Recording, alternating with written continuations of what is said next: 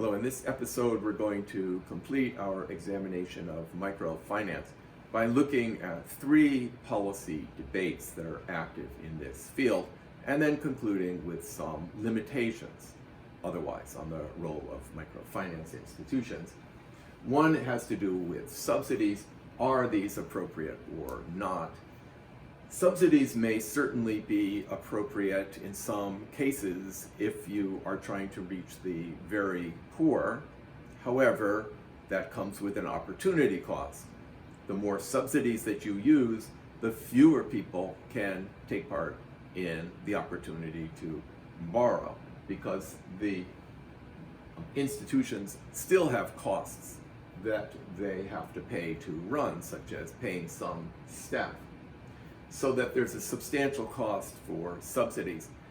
And you'd want to think about this very carefully. For example, are you able to screen so that people who don't really need the subsidies aren't the ones who are getting them? Another is commercialization. So the question here is whether microfinance institutions should go from being non-governmental organizations to being some form of financial institution in some commercialized way.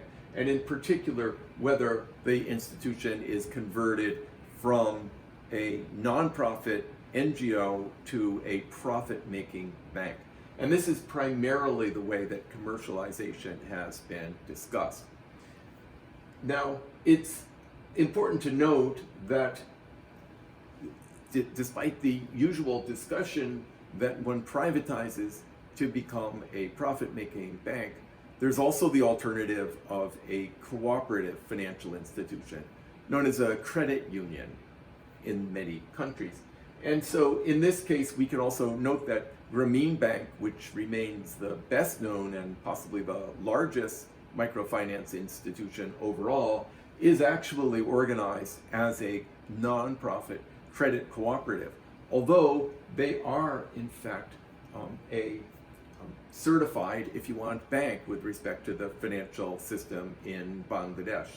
They are chartered by the Central Bank of Bangladesh, and in this way they're able to accept savings.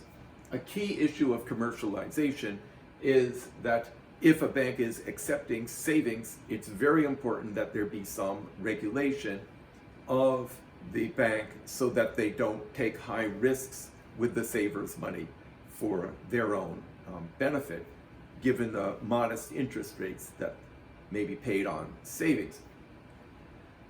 So commercialization has been a debate, and it has come with mixed opportunities. For example, in Uganda, a well-known NGO converted its microfinance activities to a for-profit bank.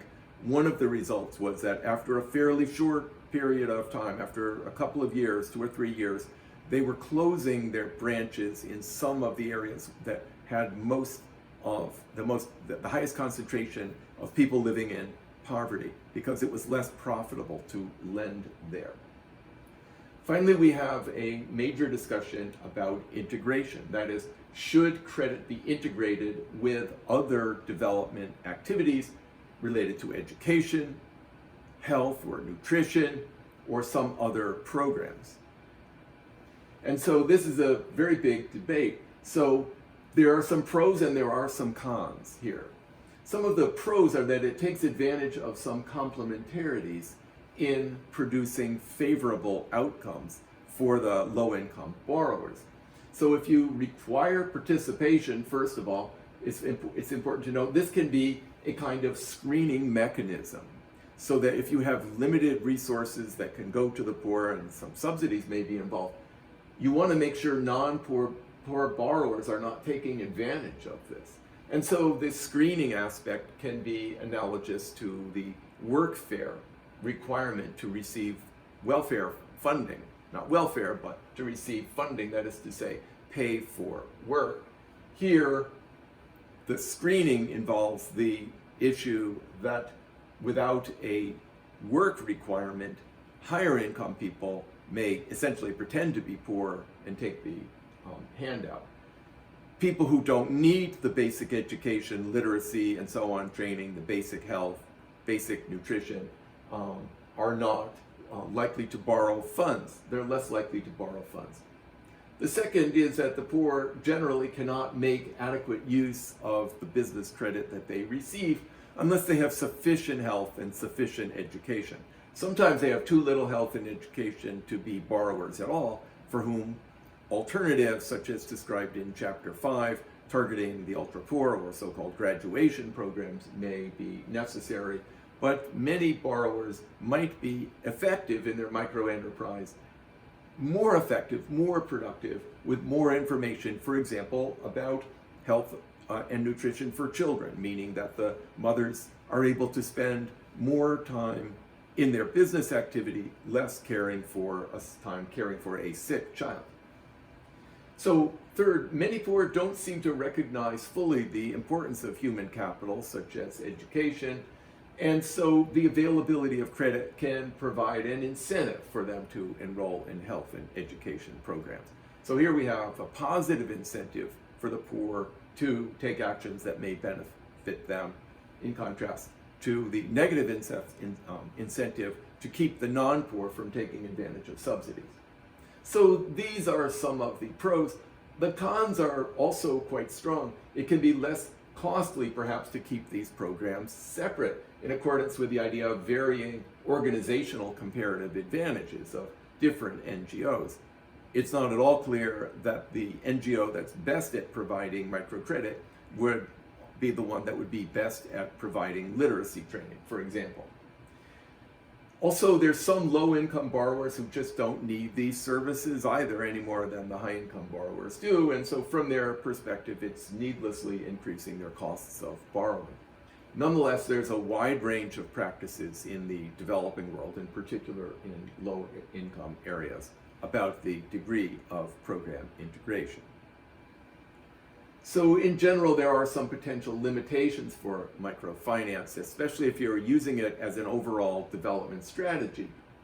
So on the one hand, there's always going to be a need for small consumer loans, such as we see in high-income countries also, and for savings opportunities clearly. But on the other hand, if you do surveys also, but in particular if you watch what people do when they get opportunities, most people prefer to have a job, want a job rather than run a business. And so microfinance institutions might be thought about also as a transitional institution, in the sense that it is described as making things more efficient from the starting point of where the economy is in terms of its development level at this time, but one that does not remain an important institution after the economy develops. This idea is applied most often to explaining institutions in China, but has other applications as well, such as perhaps this one. Also, credit constraints are in many cases not the only binding constraint on the poor. Of course, health and education might be important binding constraints, among other things, which would then give them an opportunity perhaps to be eligible or able to get a job. And there's also some potentially very significant problems for the ultra-poor, as I mentioned briefly before. Finally, the empirical evidence here really is mixed. In some cases, positive impacts of microfinance have been found, economic and poverty-reducing impacts, but in others, no net effect has been found. So in many of these matters, the issues seem to have to do with the local conditions. So local conditions matter in terms of the importance of microfinance and the degree to which we'd want to make it an emphasis for development programs.